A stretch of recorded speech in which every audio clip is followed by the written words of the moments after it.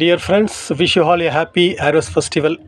பிரியமானவர்களே, அரிப்பின் பண்டிகை தின வாழ்த்துக்களை உங்களை அனைவருக்கும் தெரிவித்துக் கொள்கிறேன். எப்படி இருக்கீங்க? சௌக்கியமாக இருக்கீங்களா? சரி, அரிப்பின் பண்டிகை ஏன் கொண்டாட வேண்டும் என்று பார்க்கும்போது அதற்கு ஆதாரமாக வேதத்தில் உள்ள ஒரு வசனத்தை வாசிக்கிறேன். 1 நாளாகவும் 29ஆம் அதிகாரம் 14வது வசனம். The book of first chronicle chapter 29 verses 14. எல்லாம் உம்மால் உண்டானது, உமது கரத்திலே வாங்கி உமக்கு கொடுத்தோம். Everything we have has come from you and we give you only what you first gave us. பிரியமானவர்களே, வானத்தில் உள்ளவைகள் பூமியில் உள்ளவைகள் எல்லாம் கர்த்தருக்கு சொந்தம். நாம் அவரிடத்திலிருந்து நாம் பெற்றுக்கொண்டு அதை திருப்பி தரும்போது மனப்பூர்வமாக மன சந்தோஷமாக காணிக்கையாக அவருக்கு செலுத்துவோம், அவரை ஸ்தோத்திரிப்போம். சரி, அந்த காலத்தில் இந்த அரிப்பின் பண்டிகை நிலத்தில் விளைந்ததை, தானியங்கள் அல்லது காய்கறிகள் அல்லது வீட்டில் வளர்க்கின்ற ஆடு மாடு கோழிகள் இவை எல்லாவற்றையும் தேவனுக்கு காணிக்கையாக கொடுத்து அரிப்பின் பண்டிகை கொண்டாடி வந்தார்கள். மீதமுள்ளதை ஊழியக்காரர்களுக்கும் சபையின் வளர்ச்சிக்கும் அதை எடுத்துக்கொண்டார்கள். ஆனால் இப்பொழுது இருக்கின்ற அரிப்பின் பண்டிகை பார்க்கும்போது குறிப்பாக ஒரு தின்பண்டங்களை பாருங்கள், எப்படிப்பட்ட தின்பண்டங்களை விற்கிறார்கள் என்று பாருங்கள். Pizza, burger, cool drinks, ice cream, bakery food, fast food, இப்படிப்பட்ட தின்பண்டங்களை அந்த அரிப்பின் பண்டிகையில் விற்கிறார்கள். பிரியமான பெற்றோர்களே, தயவுசெய்து அதை நீங்கள் சாப்பிடுகிறோ இல்லையோ, தயவுசெய்து உங்கள் பிள்ளைகளுக்கு இது வாங்கி தர வேண்டாம். என்றால் இந்த பொருட்கள், இந்த தின்பண்டங்கள் எல்லாம் உடல் ஆரோக்கியத்திற்கு ஒத்துப்பட்டு வராது.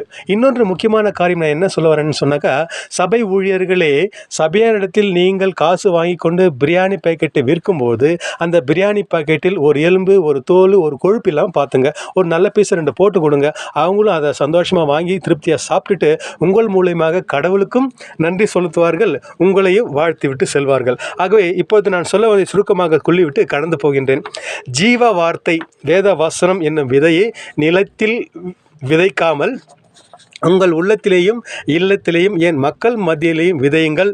அப்படி விதைக்கும்போது சந்தோஷம், சமாதானம், நித்திய வாழ்வு போன்ற பலன்களை நீங்கள் அறுவடை செய்து கர்த்தருக்கு ஸ்தோத்திரம் செலுத்துங்கள்.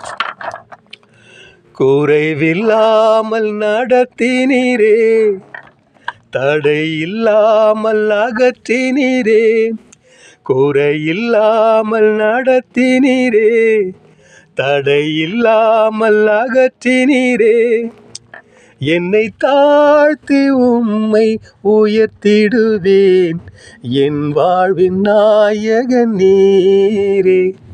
நன்றியோடு நல்ல தேவா, நன்மைகள் எல்லாம் நினைக்கின்றேன், நல்லவரே உம்மை துதிக்கின்றேன். எங்களை நேசிக்கும் நல்ல ஆண்டவர், இந்த அருமையான காலை வேலைக்காக துதிக்கிறோம், ஸ்தோத்திரம் சாமி. கடந்த வாரம் முழுது எங்களை கண்மணி போல காப்பாற்றி வந்திருக்காக நன்றி. எங்களுக்கு சுகத்தை கொடுத்தக்காக நன்றி. எங்கள் தேவைகளை சந்தித்ததாக நன்றி. எங்கள் பாவங்களை மன்னித்து இரக்கமாயிருந்து வழிநடத்தி வருகிறதுக்காக நன்றி. இந்த ஜெபத்தை இயேசுவின் மூலம் எடுக்கிறோம் எங்கள் நல்ல பிதாவே. ஆமேன், ஆமேன். Thank you friends. See you in the next week. Till then, it's Arun from Bangalore. Bye bye. God bless you.